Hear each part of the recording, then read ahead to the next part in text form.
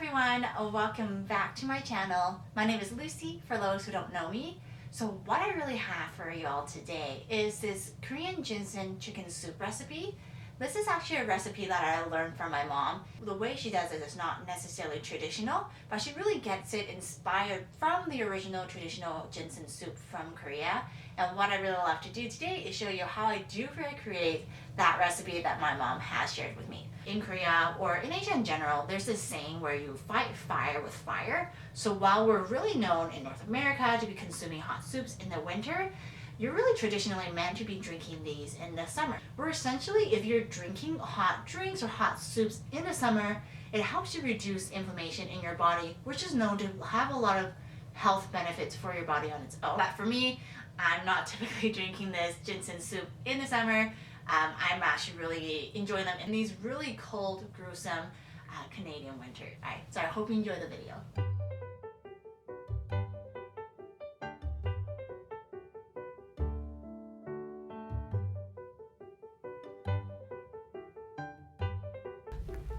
So let's get started. To begin, you'll need these following ingredients.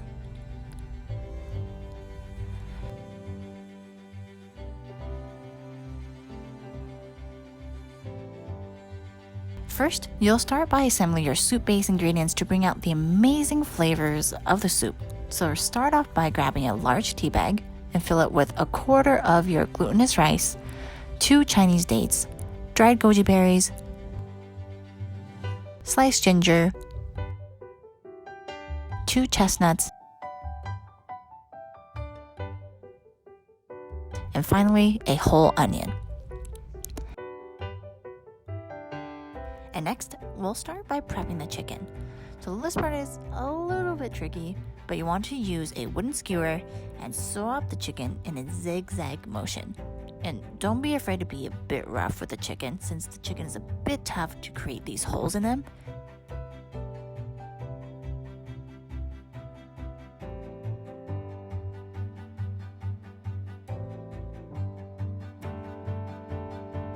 Make sure to really just seal it up completely tight, and it should look like this at the end.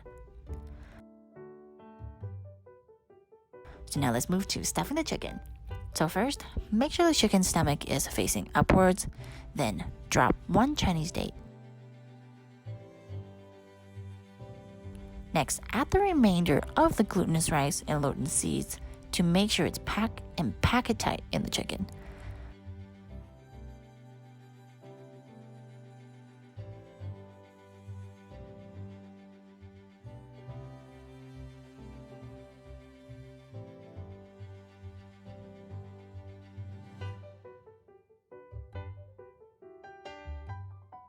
One key to really remember is to stuff the chicken about 80% full, because the rice expands in the water, so you want to be sure to leave room for that.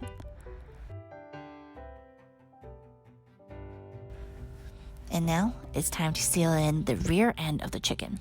Once again, seal it like the other end of the chicken that we did when we were doing it in that same zigzag motion with the skewer. So be sure to keep it really sealed tight.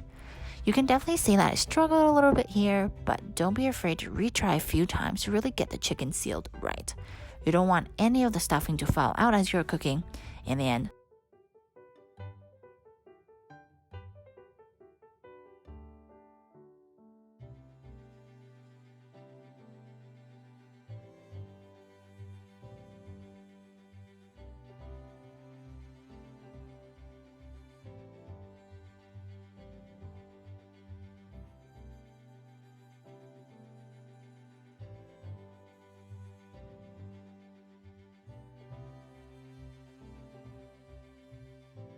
So you should end up with something like this.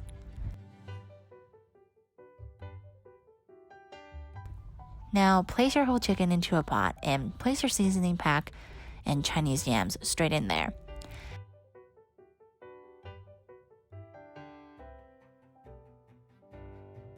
I added a few pieces of Chinese yam in my recipe, even though typically the Korean ginseng soup doesn't really include that. I thought this would be a great addition in texture for the soup. And now fill up your pot with water, about with 3 or 4 cups, or just until the water reaches to the top of the chicken. It's okay to leave the very top of the chicken just above the water. And then pop in your ginseng and one more ginger slice. The reason why I put the ginseng in the soup and not inside the chicken is because I personally found the flavor of the ginseng to be too strong. But if you prefer the stronger ginseng taste, feel free to pop that straight into the stomach of the chicken as part of the stuffing. Then, cover the pot with the lid and let it cook for an hour. You'll know it's done when you see it bubbling like this.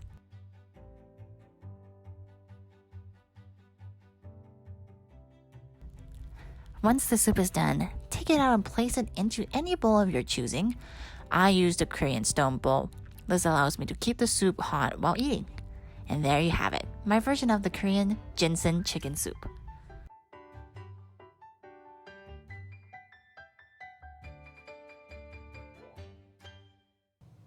Well, I really hope you guys did enjoy this video. Feel free to let me know if you do give this recipe a shot. And I would love for you guys to click the subscribe button below and subscribe to my channel, as I plan on making a lot more videos around health and wellness and a lot more recipes as well. And feel free to follow me on Instagram. I also post a lot of fitness and health related things on there as well. Thank you guys so much for watching, and I'll see you next time. Bye.